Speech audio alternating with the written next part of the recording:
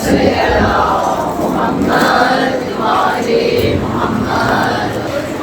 بالله من الشيطان الرجيم بسم الله الرحمن الرحيم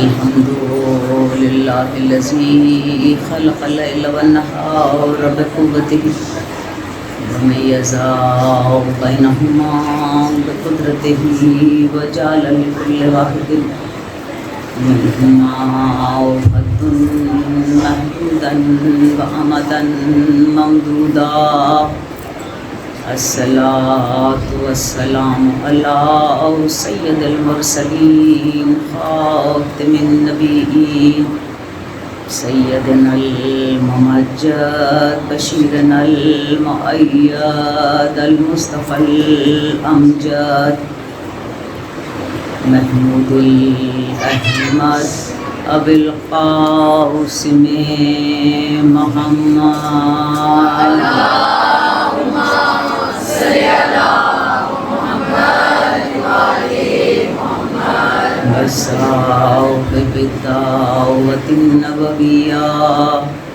والصولة الحيدرية والقسمة الفاطمية والحلم الحسنية والشجاعة الحسينية والصبر السجادية والآثار الباقرية والمحاصر الجعفرية والعلوم الكاظمية والحجج الرضوية والجود التقوية والنقاوة النقوية والهيبة العسكرية والغيبة الإلهية القائم بأمر الله اللهم صل على محمد وآل محمد أما بعد فقد قال الله تبارك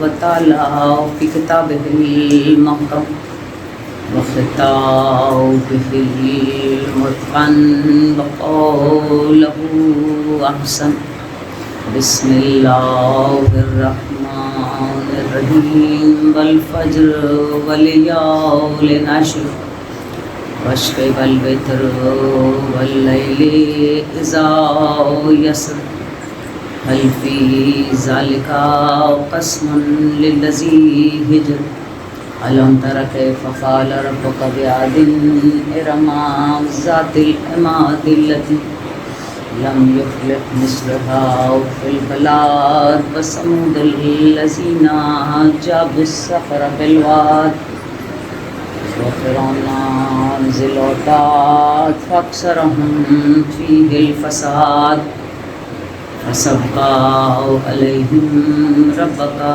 صوت العذاب إن ربك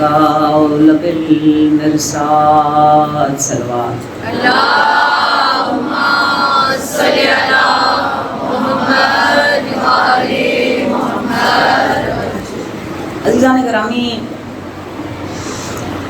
مقدس مزاحمت یا ہولی ریزسٹنس کے تعلق کو جب ہم انبیاء اور اہل بیت کے ساتھ دیکھتے ہیں تو قرآن کریم اس بات کی گواہی دیتا ہے کہ ظلم کے خلاف قسط اور عدل کی حمایت میں انسان کے وقار کے تحفظ کے لیے جو زیادہ مزاحمت کی گئی اور مزاحمت کی ابتدا کی گئی وہ انبیاء ہی کی طرف سے تھی. حقیقت تو یہ ہے اس مزاحمت کی ابتدا جناب ابراہیم علیہ السلام سے. جناب ابراہیم نے اس مقدس مزاحمت کو جب شروع کیا تو آپ کے سامنے فرعون نمرود تھا، اس کی آمریت تھی، باطل عقائد تھے، انسان کے وقار کی پامالی تھی.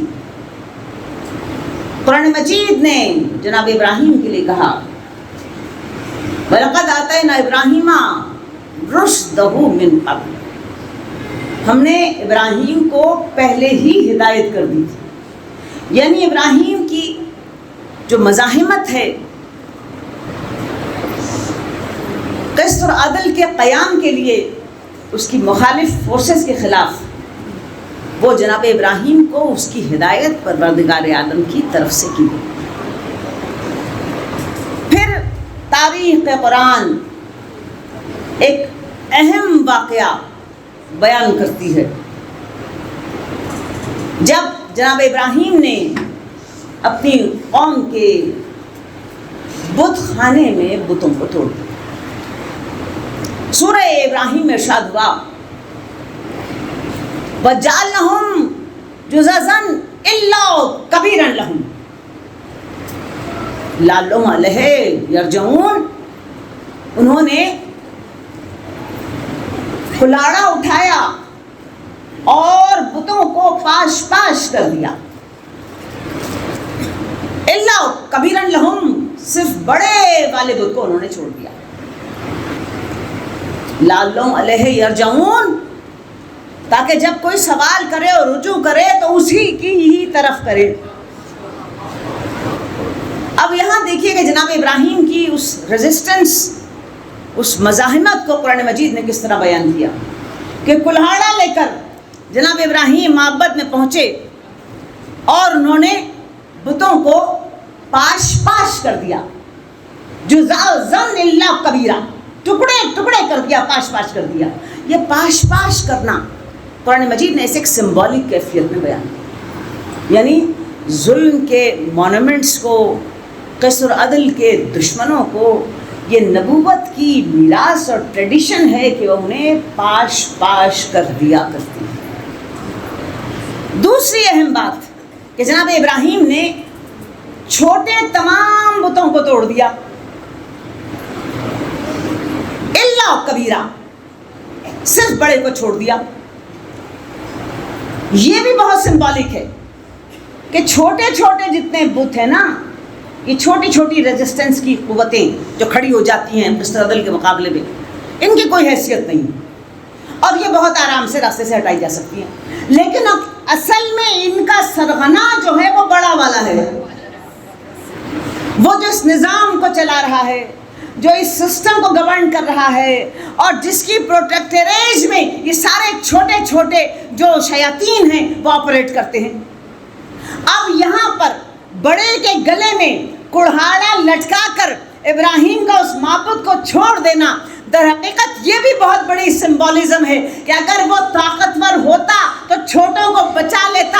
حقیقت تو یہ ہے کہ سب سے بڑا قسط اور عدل کا دشمن بھی سب سے کھوکھلا ہے، تو اس کھوکھلے سے آ کر سوال کرو، لعلہم علیہ یرجعون، جب آئیں گے تو اس سے پوچھیں گے کہ اگر تو صاحب قوت تھا، اگر تو صاحب طاقت تھا، اگر تیرے پاس اختیار تھا، تو نے ان چھوٹوں کو کیوں نہیں بچا لیا؟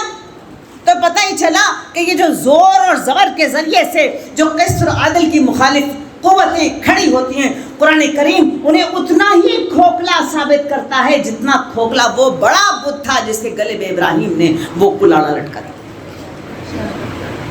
دوسری بڑی اہم ریزسٹنس جس کا ذکر قرآن مجید نے کیا وہ ہے جناب موسیٰ کی فرعون کے خلاف، اور اس کا بڑا کثیر تذکرہ ہے قرآن مجید میں۔ سورہ قصص میں فرعون کی فرعونیت کا احوال بیان کیا گیا۔ ارشاد ہوا ان فرعون علاؤ فی الارض فجعل اہلہا شیعۃ ویستضعف طائفۃ منہم ویذھب ابناءہم ویستحیی نساءہم انہ کان من المفسدین۔ یہ جو فرعون تھا، ان فرعون علاؤ فی الارض، اس نے زمین پر بہت زیادہ سر اٹھا لیا تھا، متکبر ہو گیا تھا۔ وجعل اہلہا شیعۃ، اور اس نے اس زمین پر بسنے والوں کو چھوٹے چھوٹے ٹکڑوں اور گروہوں میں بانٹ دیا تھا۔ وَيُذْهَبُ أَبْنَاءَهُمْ، ان کے بیٹوں کو قتل کرتا تھا، وَيَسْتَحْيِي نِسَاءَهُمْ، اور ان کی عورتوں کو غلام بناتا تھا۔ اب یہاں چار باتیں فرعون کی بیان کی گئی، فرعونیت کی۔ قرآن کریم میں فرعونیت کو ایک ظلم اور قسط اور عدل کی مخالف قوت کے سمبل کے طور پر پیش کیا۔ پہلی چیز اِنَّ فِرْعَوْنَ عَلَا فِی الْأَرْضِ، یعنی اس کا تکبر حد سے زیادہ تھا، اس نے بہت سر اوپر اٹھا لیا تھا۔ تو ہمیشہ قسط اور عدل کی قوتیں تکبر کے راستے پر چلتی ہیں۔ اگر ہیوملٹی ہو تو ظلم ہو ہی نہیں سکتا۔ یہ تکبر ہے، بڑائی کا احساس ہے جو ظلم کی طرف آمدہ کرتا ہے۔ اتنا فرعون علا فی الارض وجعل اہلھا شیعۃ، دوسرا کام اس نے کیا کیا کہ اس بستی، اس ملک، اس قوم کے رہنے والے لوگوں کو چھوٹے چھوٹے ٹکڑوں کے اندر بانٹ دیا۔ جتنا لوگوں میں فریگمنٹیشن ہوتی ہے اتنے وہ کمزور پڑتے چلے جاتے ہیں، اور جتنے وہ کمزور ہوتے ہیں اتنے وہ ظالم کو چیلنج نہیں کر سکتے۔ اگر اتحاد ہو جائے، فریگمنٹیشن نہ ہو، تو سارے مل کر اتحاد کے ذریعے سے ظالم کے ظلم کو چیلنج کر سکتے ہیں۔ تو دوسرا کام فرعونیت کیا کرتی ہے؟ فریگمنٹیشن، کہیں ایتھنیسٹی کی بنیاد پہ، کہیں مذہب کی بنیاد پہ، کہیں رنگ کی بنیاد پہ، کہیں نسل کی بنیاد کے پر لوگوں کو چھوٹے چھوٹے گروہوں میں بانٹ دینا، یہ فرعونیت کا دوسرا بڑا کام ہے۔ تیسری چیز جس کا تذکرہ کیا قرآن مجید نے، وَيَذْهَبُ أَبْنَاءَهُمْ، وہ ان کے مردوں کو قتل کرتا ہے۔ اب مرد یعنی ریزسٹنس کی فورس، اسے راستے سے ہٹا دینا، ایلیمینیٹ کر دینا کہ ہمارے سامنے کوئی چیلنج ہی باقی نہ رہے۔ دوسری چوتھی امپورٹنٹ بات جو اس فرعونیت کے احوال میں بیان کی گئی، وَيَسْتَحْيِي نِسَاءَكُمْ، ان کی عورتوں کو غلام بنا لینا۔ اب عورتوں کا غلام بنانا، اس کے ملٹیپل ورژنس ہو سکتے ہیں۔ اب یہ دیکھیے کہ جس قوم کے مرد ختم ہو جائیں تو عورتیں کمزوری کے باعث غلامی کا راستہ چن لیا کرتی ہیں، یا انہیں غلامی کی طرف مائل کر دیا جاتا ہے۔ آج کی اس دنیا میں جہاں ہر طرف، کل جیسے میں نے آپ کے سامنے تذکرہ کیا کہ ہیومن رائٹس کی بات ہوتی ہے، چارٹر آف ہیومن رائٹس کا تذکرہ ہوتا ہے، لیکن یہی چاروں باتیں، یہی انداز فرعونیت ہمیں آج کی دنیا میں بھی اتنا زیادہ نظر آتا ہے کہ کل کا فرعون بھی شاید شرمندہ ہو جائے۔ یعنی آج کا فرعون کتنا ڈٹ کر کہتا ہے کہ ہم ان کے سروں پر بمباری کریں گے اور انہیں نیست و نابود کر دیں گے۔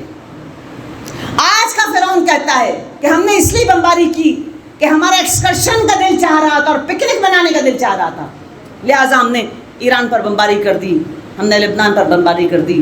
یہ کیا ہے؟ اِنَّ فِرْعَوْنَ عَلَا فِی الْأَرْضِ، یہ حد سے زیادہ اپنے سر کو اوپر اٹھا لینا، اور جَعَلَ أَهْلَهَا شِيَعًا، اور ٹکڑے ٹکڑے کر دینا۔ آج اتنی بڑی مسلم امہ ہے، 56 ممالک ہیں، لیکن کیا وہ ایک زبان اور ایک پیج پر ہیں؟ ہر ایک، اگر ہم کہیں کہ عربوں کا گروپ ہے تو اس کے بھی 4 ٹکڑے ہیں، اگر ہم کہیں کہ اجمیوں کا گروپ ہے تو اس کے بھی کئی ٹکڑے ہیں، اور ہر طرف اگر ہم کہیں افریقوں کا ہے تو وہاں پر بھی ٹکڑے ہی ٹکڑے ہیں۔ تو اتنے چھوٹے چھوٹے فریگمنٹس کر دیے گئے کہ اب ہر آدمی دوسرے کا ساتھ دیتے ہوئے بھی ڈرتا ہے اور اپنے مفادات کی جنگ لڑ رہا ہے۔ وَيَذْهَبُ أَبْنَاءَهُمْ، مرد قتل ہو رہے ہیں۔ عراق میں جب امریکن فوجیں اتری تھی 2003 میں، 2 لاکھ جوان عراق کے قتل ہوئے تھے، 2 لاکھ جوان۔ اور وہ جنگ جو 8 سال کی ایران اور عراق پر تھوپی گئی تھی، اس میں 10 لاکھ افراد۔ وَيَذْهَبُ أَبْنَاءَهُمْ، اور چوتھی خصوصیت وَيَسْتَحْيِي نِسَاءَهُمْ، وہ ایپسٹین فائلز، ان کی عورتیں غلام اور کمزور بنا دی جاتی۔ عزیزان گرامی، جب یہ طریقہ کار فرعون کا ہوا تو سورہ طٰہٰ حکم ہوا، اذهبا الی فرعون انہ طغیٰ، جاؤ موسیٰ فرعون کی طرف کہ اس نے بہت زیادہ طغیان اور سرکشی اختیار کر لی۔ تو موسیٰ کی ریزسٹنس حکم خدا سے تھی۔ تو جو ہولی ریزسٹنس کا کانسیپٹ ہے، جو مقدس مزاحمت کا کانسیپٹ ہے، وہ حکم خدا سے ہے، اپنے ذاتی مفادات کے لیے نہیں۔ اذهبا الی فرعون انہ طغیٰ، جاؤ موسیٰ بڑھو فرعون کی طرف، اس نے بہت طغیان میں سر اٹھا لیا۔ قال رب اشرح لي صدری ویسر لی امری واحلل عقدۃ من لسانی ویفقهوا قولی واجعل لی وزیری من اہلی ہارون اخی واشدد به ازری۔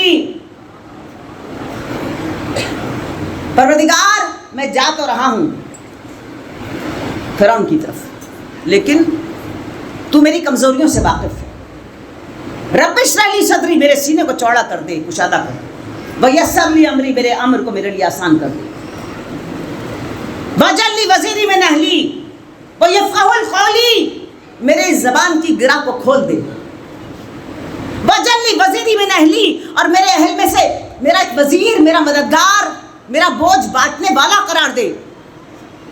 ہارون اخی، میرے بھائی ہارون کو میرے ساتھ شریک کر دے۔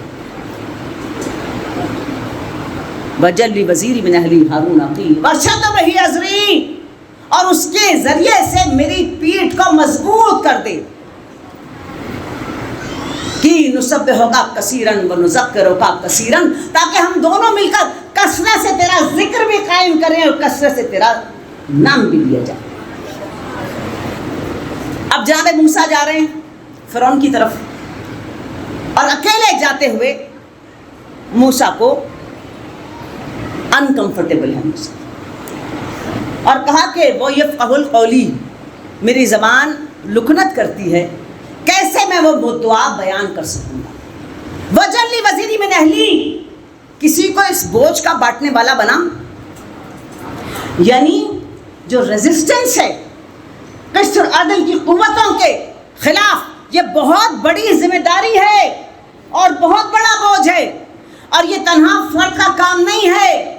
موسیٰ نے اپنے بھائی ہارون کی مدد اللہ کی بارگاہ میں مانگی اس قسط اور عدل کے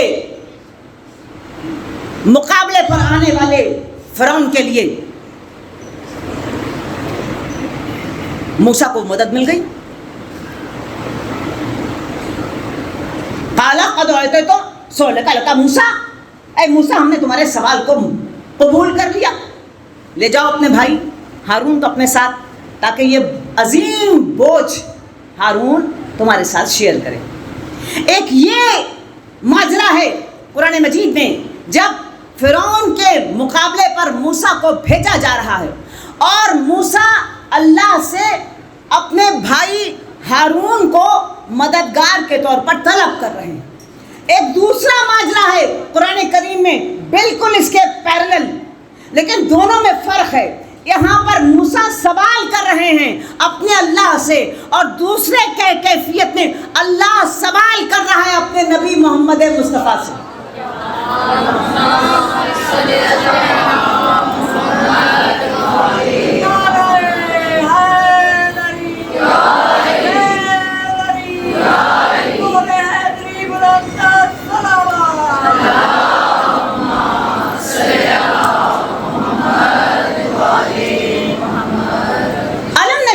صدرک، وہاں سوال کیا تھا رب اشرح لی صدری، میرے سینے کو کشادہ کر دے۔ اب یہاں پیغمبر کو خدا پوچھ رہا ہے الم نشرح لک صدرک، کیا ہم نے تمہارے سینے کو کشادہ نہیں کیا؟ ووضعنا عنک وزرک الذی انقض ظہرک، اور جو پیٹھ پر تیری بوجھ تھا، کیا اس بوجھ کو ہم نے ہلکا نہیں کیا؟ وہاں موسیٰ نے اپنے اللہ سے دعا کی تھی واشدد به ازری، میرے پشت پر یہ عظیم بوجھ جو ہے، یہ ذمہ داری جو ہے، اس کو بانٹنے والا دے۔ رب اشرح لی صدری ویسر لی امری واحلل عقدۃ من لسانی یفقهوا قولی واجعل لی وزیری من اہلی ہارون اخی، میرے بوجھ کو بانٹنے والا کوئی دے جو میرا بھائی ہارون ہی ہو۔ اب یہاں اللہ پیغمبر سے سوال کر رہا ہے الم نشرح لک صدرک، کیا ہم نے تمہارے سینے کو کشادہ نہیں کیا؟ ووضعنا عنک وزرک الذی انقض ظہرک، اور ہم نے تمہارے پیٹھ کے بوجھ کو ہلکا نہیں کیا۔ تو اس کا مطلب یہ ہے کہ جب ہم موسیٰ کا بوجھ ہلکا کرنے کے لیے ہارون تھے، تو یہاں محمد کا بوجھ ہلکا کرنے کے لیے ہارون محمد تھا۔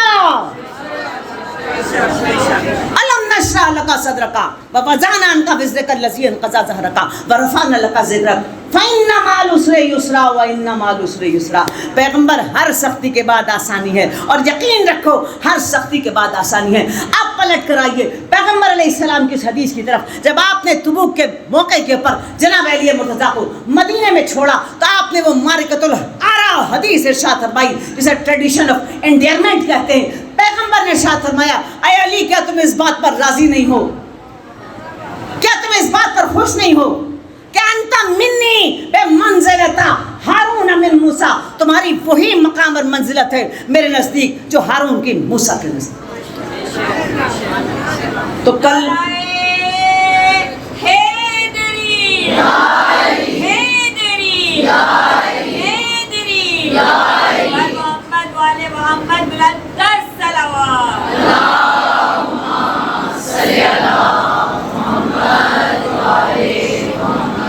تو وہاں موسیٰ نے سوال کیا نام لے کر بھائی کا، بوجھ کے بانٹنے والا.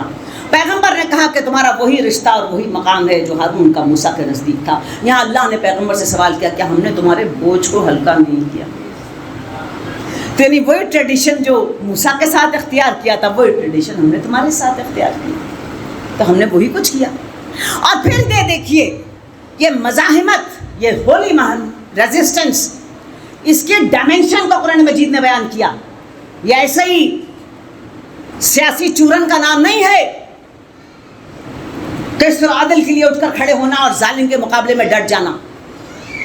سورہ یونس میں ارشاد ہوا، وہ ہے نا الہ موسیٰ واقعی ہے ان تبوا لقومکما بمصر بیوتا وجعلوا بیوتکم قبلۃ وأقاموا الصلاۃ وبشر المؤمنین. اللہ اکبر. ہم نے وحی کی، وہ ہے نا الہ موسیٰ واقعی ہے. موسیٰ اور موسیٰ کے بھائی پر ہم نے وحی کی. ان تبوا لقومکما بمصر بیوتا، تم اپنی قوم کو جب مصر میں آباد کرو تو ان کے گھر بناؤ. وَجَعَلُوا بَيُوتَكُمْ قِبْلَةً، اور اپنے گھر کو اور ہارون کے گھر کو ان کا قبلہ قرار دو. وَأَقِیمُوا الصَّلَاةَ وَبَشِّرِ الْمُؤْمِنِینَ، اور قیام صلاۃ کا حق ادا کرو اور بشارت ہے صاحبان ایمان. اب لوگوں نے ترجمہ کیا کہ گھاس اور پھوس کے گھر بنا لو، مٹی کے گھر بناؤ جیسے اس زمانے میں بنتے ہوں گے. تو اے ہارون اور موسیٰ دونوں پر وحی کی نا، وہ ہے نا الہ موسیٰ بقی ہے، ہم نے موسیٰ اور اس کے بھائی پر وحی کی. تو کیا کرو، مٹی کے پتھر کے گھر بنا لو. وَجَعَلُوا بَيُوتَكُمْ قِبْلَةً، اور ان گھروں کو اپنا قبلہ قرار دو. لوگوں نے کہا کہ کیونکہ فرعونیوں سے ڈر تھا، لہٰذا کہا کہ تم اپنے گھر میں اللہ کی عبادت کر لیا. ترکیب سے اس منشاء قدرت کی آیت کی روح کو نکالنا. بھائی قوم کے گھر بن گئے، بات مٹی اور پتھر کے گھر بنانے کی تو تھی نہیں. وَجَعَلُوا بَيُوتَكُمْ قِبْلَةً، قبلے کا مطلب کیا ہے؟ Sense of direction. قبلے کا مطلب کیا ہے؟ سینس آف ڈائریکشن، کہ تمہاری ڈائریکشن، تمہاری قوم کی ڈائریکشن کہاں ہونی چاہیے؟ تمہارے اور ہارون کے گھر کی طرف. یعنی قوم اپنی روحانیت کے لیے، اپنے عمل کے لیے، اپنے عقیدے کے لیے، اپنے ایمان کے لیے جس طرف دیکھے، وہ موسیٰ کا گھر ہو یا ہارون کا گھر ہو.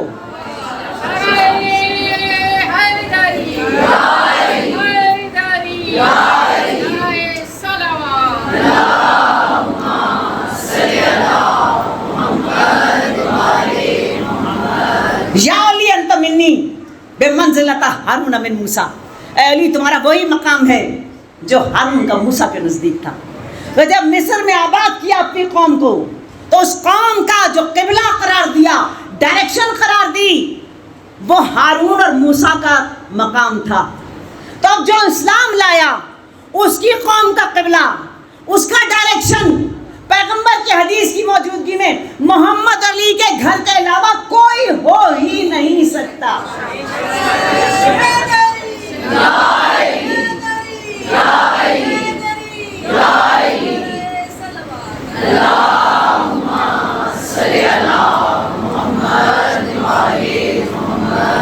وَجَعَلُوا بَيُوتَكُمْ قِبْلَةً، تمہارے گھر ان کی ڈائریکشن ہونی چاہیے، وہ علم کی ہو، وہ عصمت کی ہو، وہ شجاعت کی ہو، وہ روحانیت کی ہو، وہ عمل کی ہو، وہ ریزسٹنس کی ہو، وہ ساری ڈائریکشنز جو ہے نا اس گھر سے ہونی چاہیے جو محمد اور علی کا گھر ہے۔ یہی وجہ تھی، قرآن کریم میں ایک اور آیت ہے، اس کا چونکہ وقت نہیں ہے، پابندی لگائی کہ تمہاری مسجد میں ہارون اور ہارون کے بیٹوں کے علاوہ کوئی جس وقت چاہے جیسے چاہے نہ آئے۔ اسی سورہ یونس میں صرف ہارون اور ہارون کے بیٹوں کو اس بات کا حق ہے کہ وہ جب چاہیں جیسے چاہیں تمہارے گھر میں داخل ہو جائیں۔ پیغمبر علیہ السلام نے جب مسجد بنائی مدینے میں تو سب نے اپنے دروازے مسجد میں کھول لیے، اور جو جس طرح چاہ رہا تھا اٹھ کے آ رہا تھا۔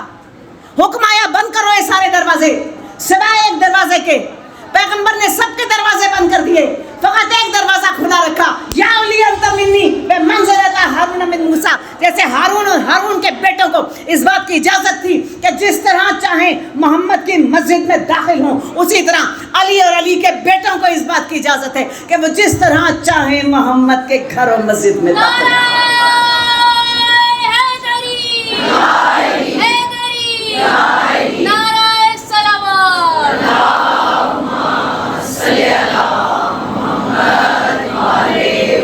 اب موسیٰ کی جو ریزسٹنس ہے، جو قسر عدل کے لیے موومنٹ ہے موسیٰ کی، وہ ہارون کے بغیر انکمپلیٹ ہے، ناممکن ہے اس کا فرعون پر غالب آنا اگر ہارون کی سپورٹ موسیٰ کے ساتھ نہ ہو۔ لہٰذا پیغمبر علیہ السلام کے مقابلے پہ جتنی قوتیں ڈٹیں ان کا زیر ہونا ممکن ہی نہیں تھا اگر مکے کی ایکویشن میں ابو طالب نہ ہوتے اور مدینے کی ایکویشن میں علی ابن ابی طالب نہ ہوتے۔ مکے کی ایکویشن انکمپلیٹ ہے ابو طالب کے بغیر، اور مدینے کی ایکویشن انکمپلیٹ ہے علی ابن ابی طالب۔ پیغمبر علیہ السلام نے جو مزاحمت فیس کی اور اس کا جو جواب قرآن مجید نے دیا، دیکھیے عزیزو، قرآن مجید کے تقریباً 2 حصے ہیں۔ پہلا منشوری کانسٹیٹیوشنل جو مکے میں وہ ساری صورتیں آئیں، دوسرا احکام جو مدینے میں آئیں، ایسا کرو ویسا کرو، ایسا نہ کرو ویسا نہ کرو۔ جو کانسٹیٹیوشنل فیز ہے نا قرآن کا، وہ ہے اصل میں فارمیٹیو فیز، وہ فارمیٹیو فیز جس میں آپ نے یہ بتانا ہے کہ ہم کرنا کیا چاہتے ہیں، اور وہی جو ہم کرنا چاہتے ہیں اسی کے خلاف لوگ اٹھ کر کھڑے ہو گئے۔ بدر اس لیے ہوئی، احد اسی لیے ہوئی، خیبر اس لیے ہوئی، خندق اسی لیے ہوئی، حنین اسی لیے ہوئی، تبوک ہوتے ہوتے رہ گئی اسی لیے۔ اب پیغمبر کو کیا ریزسٹنس ملی؟ دیکھیے، پہلا سورہ نزول کے اعتبار سے الگ 2 حصے ہیں سورت کے۔ پہلے حصے میں علم کی بات ہے، شعور کی بات ہے، اور دوسرے حصے میں ابو جہل کے مقابلے پہ محاذ آرائی اور اس کی ذلت کا ایک پوری تفصیل بیان کر دی قرآن مجید۔ اور یہ ابو جہل کون ہے؟ جس نے بدر کھڑی کی، پہلا معرکہ، اور جس نے پیغمبر علیہ السلام کو نماز پڑھتے ہوئے دھمکایا اور ٹوکا تو پیغمبر نے جھڑکا، اور اس وہ جو ایلیٹس میں سے ایلیٹ تھا سورہ علق میں اس کی ناک کے رگڑنے کی داستان سنا دی گئی۔ دوسرا سورہ نزول کے اعتبار سے بھی سورہ علق، اس میں گفتگو کی گئی ان سماجی ٹھیکیداروں کی جو بڑے بڑے لیڈران بنے پھرتے ہیں اور چاہتے ہیں کہ اپنی مرضی کا نظام چلے، سورہ قلم میں ان کے خلاف اعلان جہاد کرا دیا قرآن مجید نے. پھر نازل ہوئی سورہ مدثر اور مزمل. اس میں کیا کہا؟ ریزسٹنس، اٹھ کر کھڑے ہو جاؤ، اب تو بیٹھنے کا وقت ہی نہیں رہا. قم فانذر، اٹھو اور ڈراؤ. پھر اس کے بعد کیا ہوا؟ سورہ تکاثر آئی، سورہ ہمزہ آئی. الہاکم التکاثر حتی زرتم المقابر. تم مال کی خواہش میں سر سے پیر تک ڈوبے رہے یہاں تک کہ قبروں میں جا گرے. ہمزۃ اللمزہ للذی مالهم وددا یحسب ان مالهم اخلدا. فقط مال جمع کرنے کی خواہش تمہیں گھیرے رکھی اور تم یہ سمجھے کہ یہ مال تمہیں زندہ رکھے گا. یہاں پر کون سی مزاحمت کی بات کی؟ سماجی اور معاشی انجسٹس کے خلاف قرآن کریم نے اپنا کانسٹیٹیوشن ڈالا. پھر سورہ علق آ گئی، سورہ ماعون آ گئی. سورہ ماعون میں کیا ہے؟ منافقت کو ٹارگٹ کیا. ارائیت الذی یکذب بالدین فذلک یدعو الیتیم ولا یحض علی طعام المسکین وتاکلون. یعنی وہ لوگ جو کھڑے ہو جاتے ہیں نمازیں پڑھنے کے لیے، اللہ کی باتیں کرنے کے لیے اور دکھانے کے لیے کہ جی ہم سے بڑا تو کوئی اللہ کا محبت کرنے والا ہے ہی نہیں. لیکن اگر خیر کے کام میں ان Els مدد مانگو تو سب سے پہلے پیٹ دکھا کر بھاگنے والے وہی ہوتے. نفاق کو ٹارگٹ کیا. پھر سورہ فلق آ گئی، پھر سورہ کافرون آ گئی اور کافرون نے واضح لفظوں میں کہا تمہارا راستہ اور ہمارا راستہ علیحدہ علیحدہ ہے، کوئی کمپرومائز نہیں چلے گا. پھر سورہ فجر ہے جو پرانی قوموں کی داستان کو سنا دیا. یعنی یکے بعد دیگرے جتنی صورتیں مکے میں نازل ہوئیں سارے اس کانسٹیٹیوشنل فیس کی صورتیں، اور یہ ساری مزاحمتی صورتیں ہیں جہاں اکنامک انجسٹس کے خلاف، جہاں سوشل انجسٹس کے خلاف، جہاں ظلم کے خلاف، جہاں زبردستی کی چودراہٹ اور زبردستی کے لوگوں کے شکنجے کسنے کے خلاف پروردگار عالم نے اپنے پیغمبر کو پوری اتھارٹی کے ساتھ ان کے سامنے ڈٹ جانے کا پوری اتھارٹی. یہ پیغمبر علیہ السلام کی مزاحمت تھی، جو مزاحمت آج بھی ہمارے لیے مشعل راہ ہے. پھر جناب علی مرتضیٰ کی مزاحمت ہے. جناب علی مرتضیٰ کی مزاحمت کے لیے میں ایک جملہ اس وصیت سے جو آپ نے اپنے بیٹوں امام حسن اور امام حسین علیہ السلام کے نام صفین سے واپسی پر، ایک جملہ، زیادہ گفتگو نہیں. امام نے لکھا ہمیشہ ظالم کے دشمن رہنا اور مظلوم کے مددگار بنے رہنا.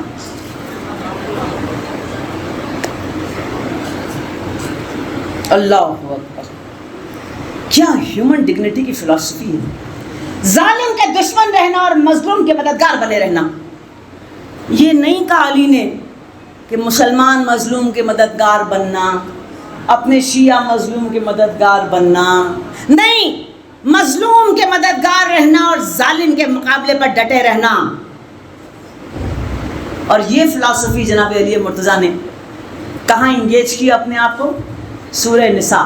قرآن مجید نے کہا وَمَا لَكُمْ لَا تُقَاتِلُونَ فِي سَبِيلِ اللَّهِ وَالْمُسْتَضْعَفِينَ مِنَ الرِّجَالِ وَالنِّسَاءِ وَالْوَالِدَانِ الَّذِينَ يَقُولُونَ رَبَّنَا أَخْرِجْنَا مِنْ هَٰذِهِ الْقَرْيَةِ ظَلَمَ أَهْلُهَا وَاجْعَل لَّنَا مِن لَّدُنكَ وَلِيًّا وَاجْعَل لَّنَا مِن لَّدُنكَ نَصِيرًا.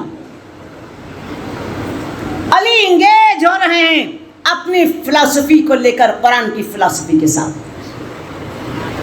کیا کہا قرآن مجید نے؟ وَمَا لَكُمْ لَا تُقَاتِلُونَ فِي سَبِيلِ اللَّهِ.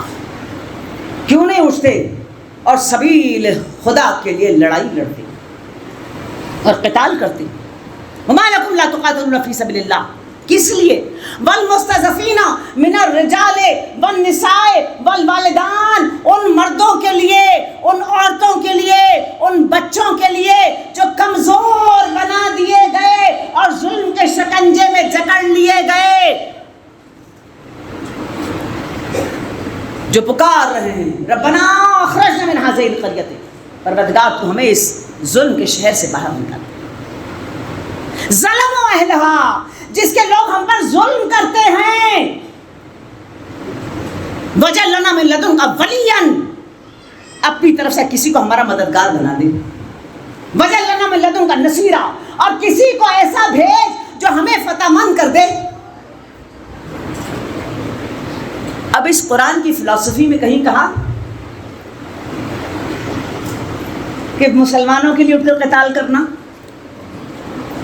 یا بھائی شیعہ بھائیوں اپنے شیعہ بھائیوں کے لیے اٹھ کر ان کی مدد کرنے کے لیے آمادہ ہو جانا اور باقیوں کو مرنے کے لیے چھوڑ دینا.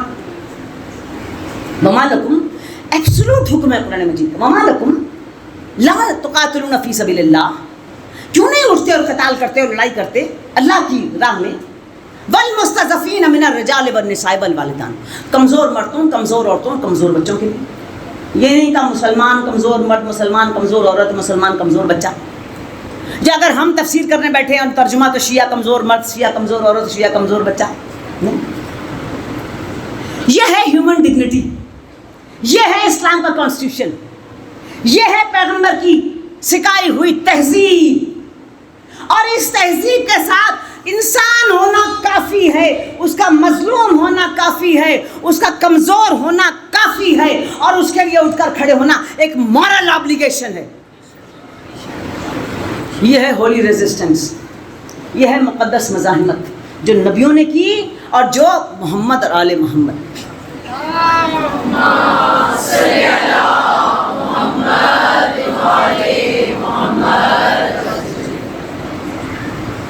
یہ ہیومن ریزسٹنس انسان کے لیے. امام علی نے کیا فرمایا؟ ظالم کے دشمن اور مظلوم کے مددگار رہنا، کسی بھی قسم کا مظلوم. اب جو ہمیں لوگ تانا دے رہے ہیں ڈوئل لائلٹی کا، آپ کی دوہری وفاداری ہے. آپ کھاتے پاکستان میں ہیں اور گاتے آپ ایران کا ہیں، کھاتے آپ پاکستان میں ہیں اور گاتے آپ عراق کا ہیں.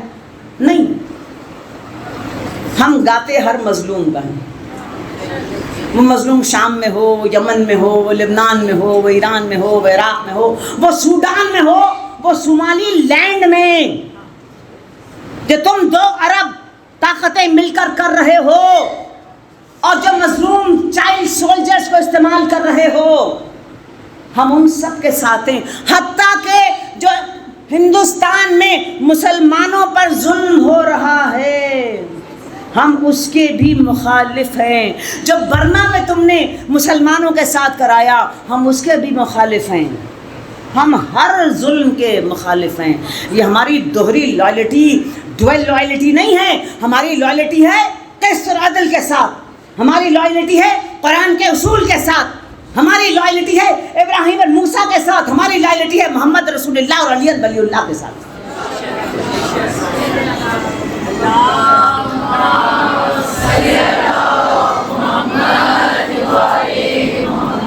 تو علی کی مزاحمت کیا ہے؟ ظالم کے دشمن اور مظلوم کی مددگار بنے رہنا. بیٹوں کا وصیت میں لکھا صفین سے واپسی کے بعد. پھر جناب علی مرتضیٰ نے جو حکومتی منشور دیا، بھئی 4.5 سال کی حکومت مل گئی تھی نا، حکومتی منشور دیا تو ایک چارٹر لکھا گورننس کا مالک اشتر کے نام. اور آج کی دنیا میں بھی گورننس کے نام پر سب سے زیادہ صاحبان عقل و علم کا فوکس ہے اس چارٹر کے اوپر جو جناب علی مرتضیٰ نے مالک اشتر کے نام لکھا. کوفی عنان جب یونائٹڈ نیشنز کا صدر تھا، سیکرٹری جنرل تھا، اس نے اس کے لیٹرز کاپیز کرا کے ساری دنیا کے مملکتوں کے سربراہوں کو بھیجا تھا کہ جو ماڈل ہے نا ریاست کا وہ یہ ماڈل ہونا چاہیے. ہیومن ڈگنیٹی، وقار انسانی.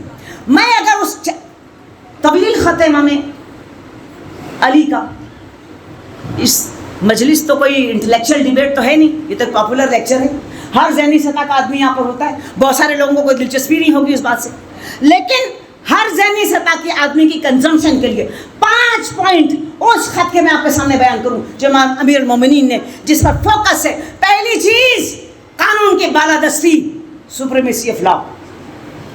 دوسری چیز حاکموں کی اکاؤنٹیبلٹی.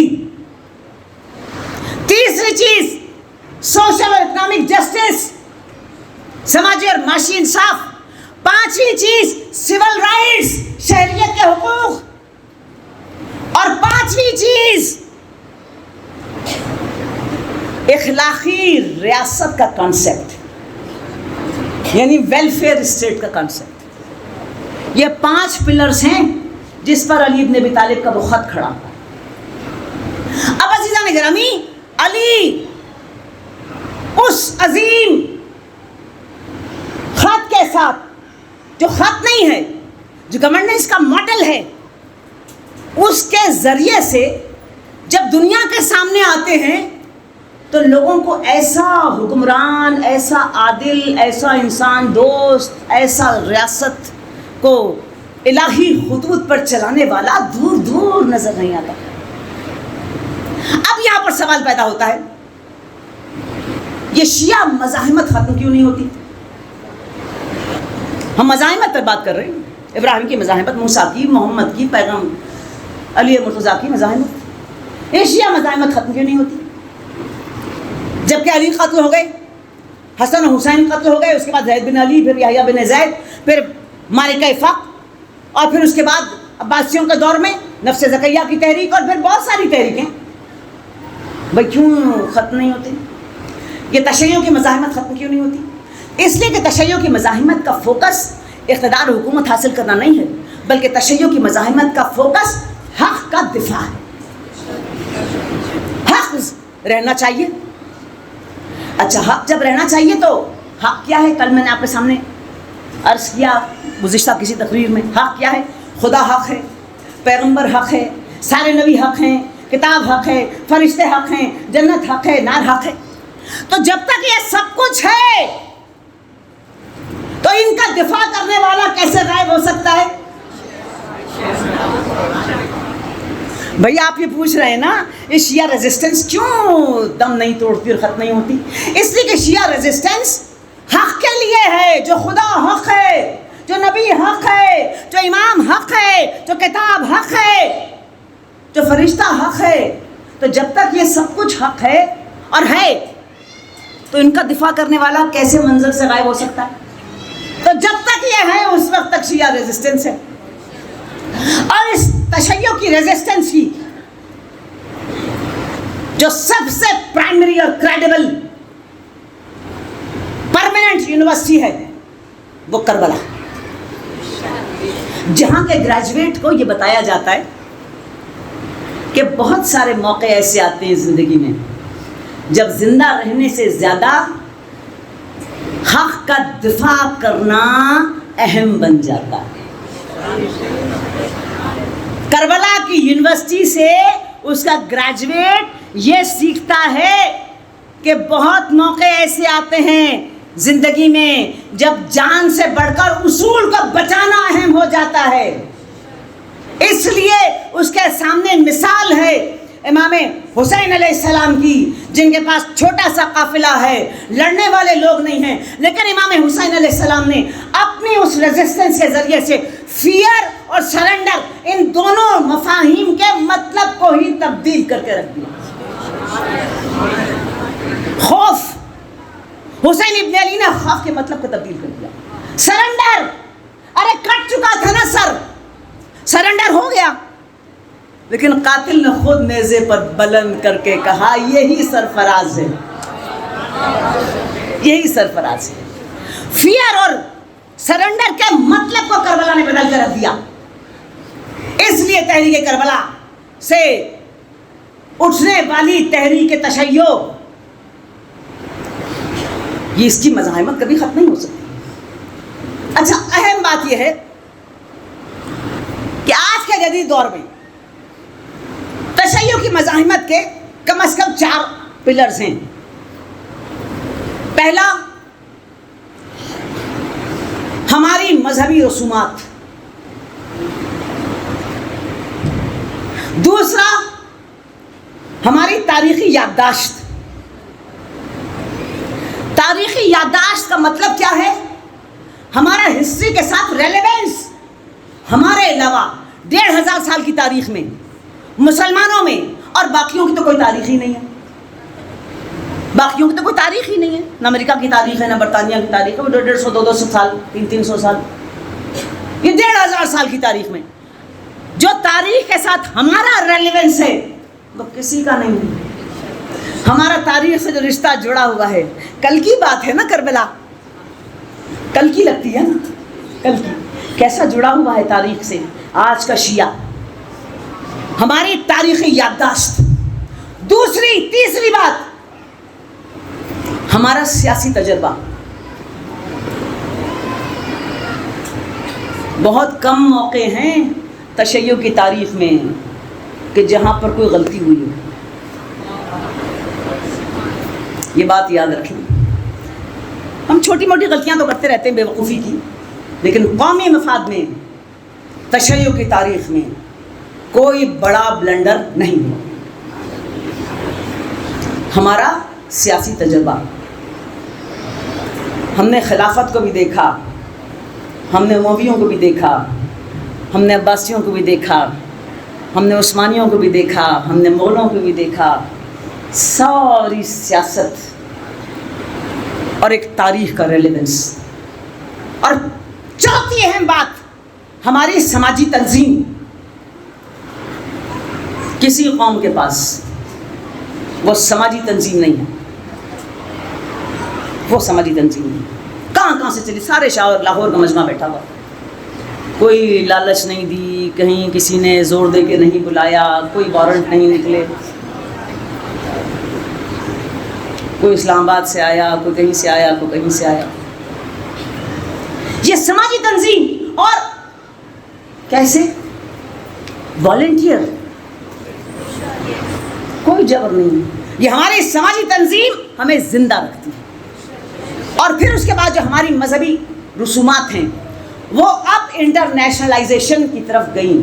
یہ ہماری جو چاروں پلرز ہیں نا، یہ فریز نہیں ہوئے، مسلسل ایوالو کر رہے ہیں، مسلسل ایوالو کر رہے ہیں۔ اور یہ جو ایوالوشن ہے ہمارا، اس نے ہماری مذہبی جو ہماری رسومات ہیں، خاص طور پر محرم کے اجتماعات، اور پھر سب سے بڑا اربعین کا اجتماع،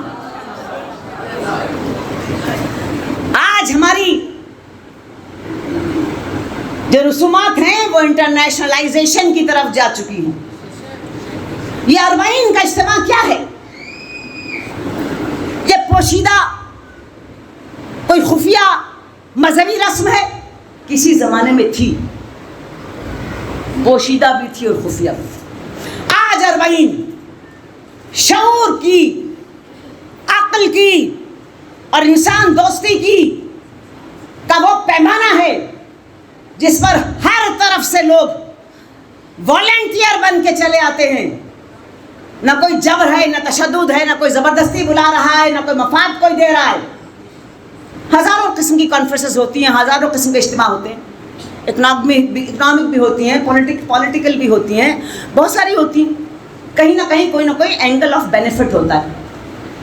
اس اربعین میں کیا اینگل آف بینیفٹ ہے؟ چلے جا رہے ہیں تو کیا جغرافیہ کا سفر طے کر رہے ہیں؟ اللہ اکبر، یہ جغرافیہ کا سفر نہیں ہے، یہ شعور انسانی کا سفر ہے جو عدل کے اور عقل کے اور محبت کے مرکز کی طرف کھینچا چلا جا رہا ہے۔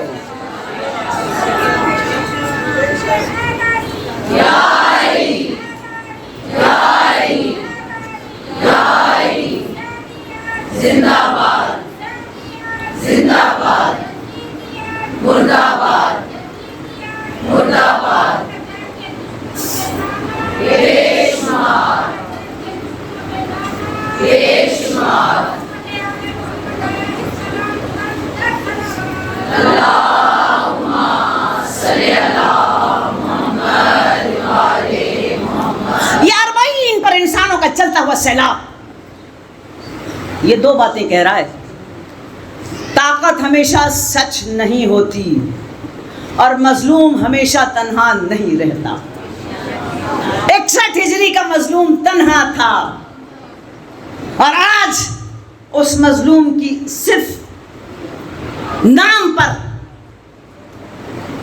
پھر میں کیوں نہ کہوں اس دور سے آج کا دور تو بہت اچھا ہے۔ کوئی مکے میں چھپ گیا، کوئی مدینے میں چھپ گیا، کوئی ادھر چھپ گیا، کوئی ادھر چھپ گیا۔ ان کے سامنے امام تھا اور آج کے اس مجمع کے سامنے امام نہیں ہے. تو آج کا تعلق اس کا فقط دل سے ہے. وہ چل رہا ہے, تھک رہا ہے, لیکن رک نہیں رہا.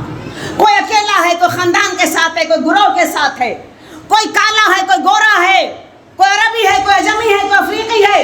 کوئی وہاں پاسپورٹ نہیں پوچھ رہا. سب ایک ایسے سفر کی طرف ہیں. جغرافیہ پیچھے رہ گیا. عقل و شعور کا سفر, ہیومن ڈگنیٹی کا سفر, وقار انسانی کا سفر, قسط و عدل کا سفر, ظلم کے خلاف تاریخی مزاحمت کا سفر.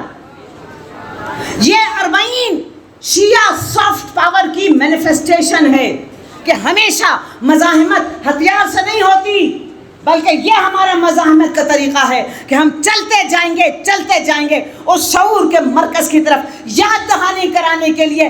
کل اگر کربلا ہو سکتی ہے تو آج بھی کربلا ہو سکتی ہے.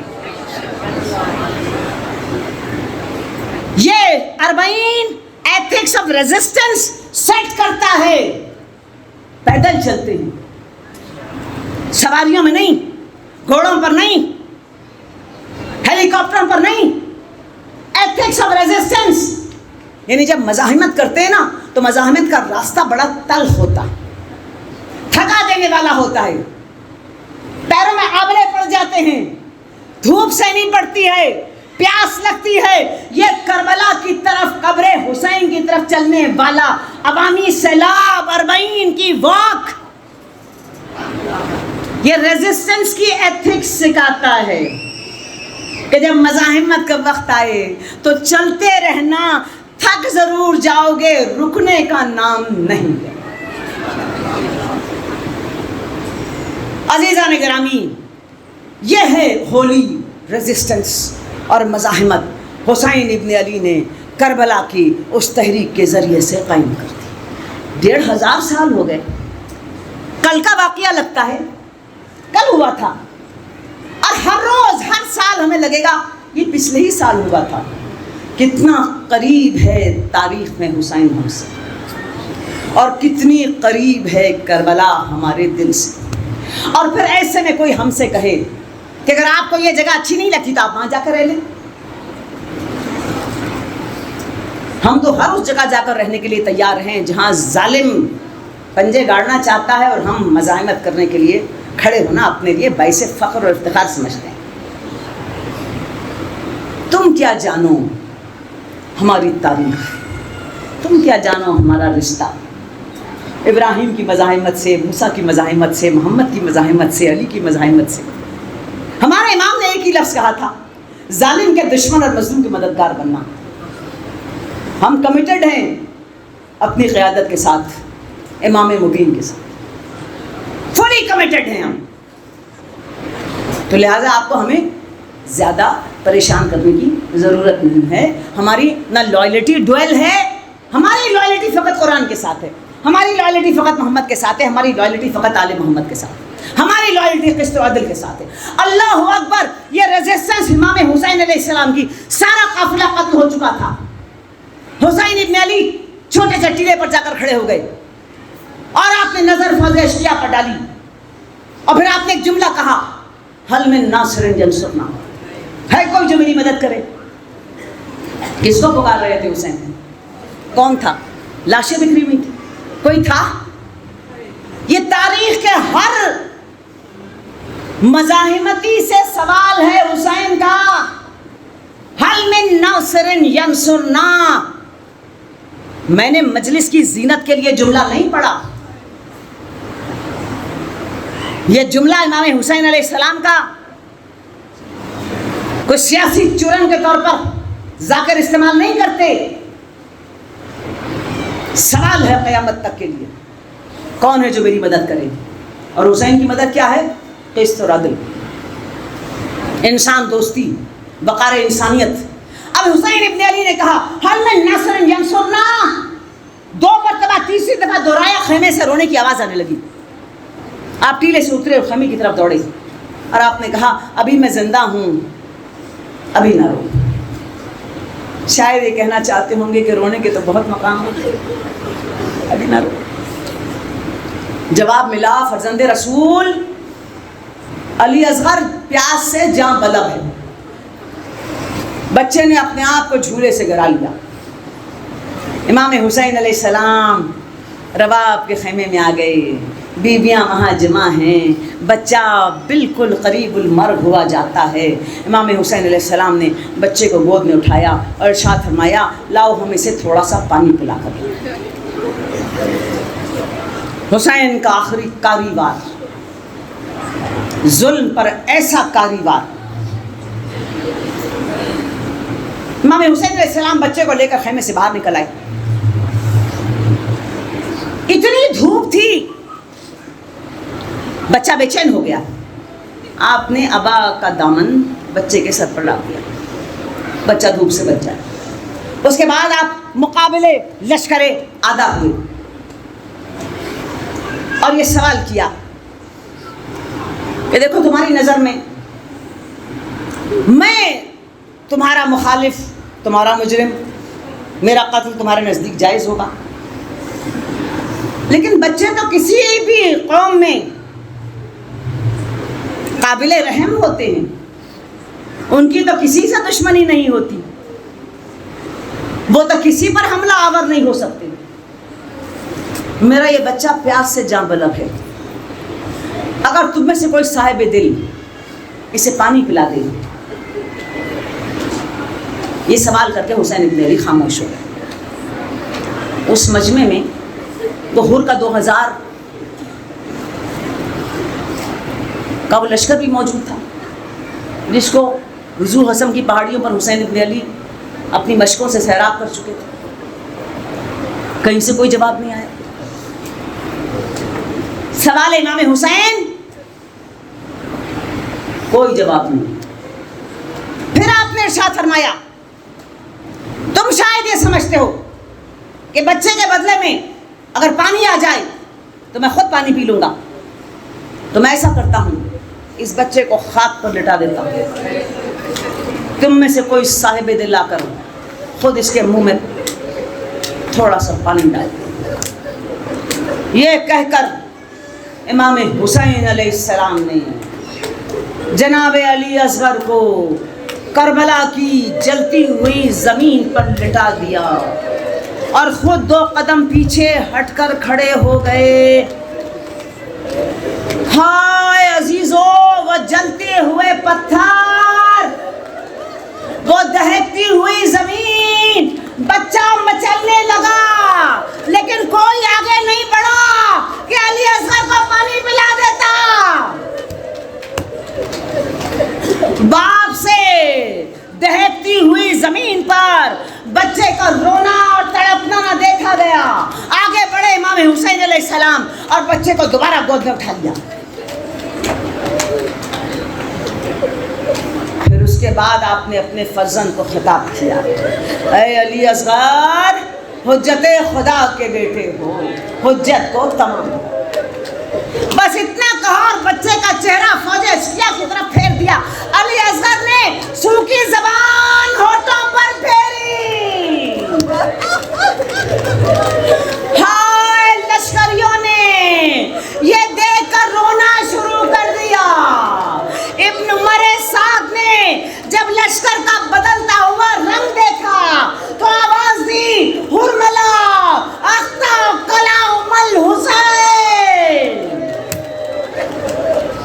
حرملا حسین کے کلام کو قطع کر دے. ہائے سے پہلو تیر کمان میں جڑا.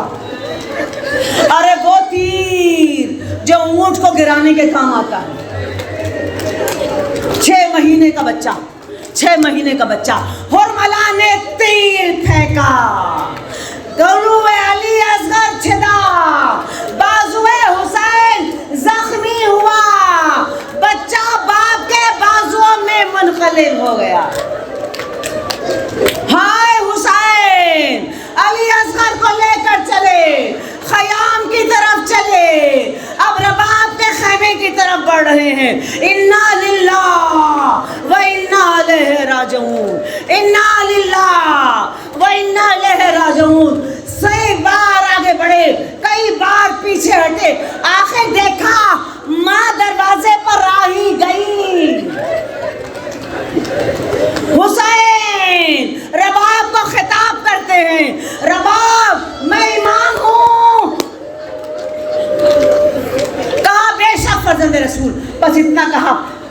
دامن کو ہٹا دیا. اب ماں کی نظروں نے کیا دیکھا؟ ہائے علی اصغر کی لاش، ہائے علی اصغر کی لاش. ارے عزیزوں، حسین سب شہیدوں کو اٹھا کر لائے اور اس خیمے میں رکھے جاتے تھے.